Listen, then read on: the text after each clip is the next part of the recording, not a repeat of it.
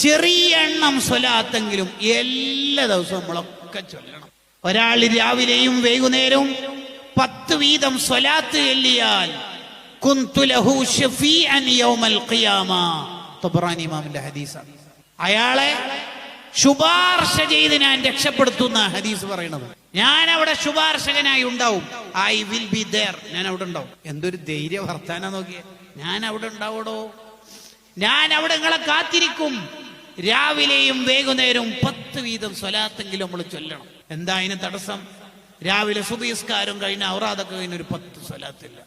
ഏത് സ്വലാത്തായാലും ശരി. രാത്രി ഉറങ്ങാൻ നേരത്തെ ഒരു 10 സ്വലാത്തില്ല. അയ്യേ, കുറച്ചാണല്ലോ ഉസ്താദ് പറയുന്നത്, വളരെ കുറവാണല്ലോ എന്നായിരിക്കും പുതിയ ഓഡിയൻസ് ചിന്തിക്കുക. അല്ല, നമ്മൾ തിരിച്ചാലോചിക്കുക. സ്വലാത്ത് എല്ലാറുണ്ടോ? ആ, ചെല്ലാറുണ്ട്. എത്ര ചൊല്ലും?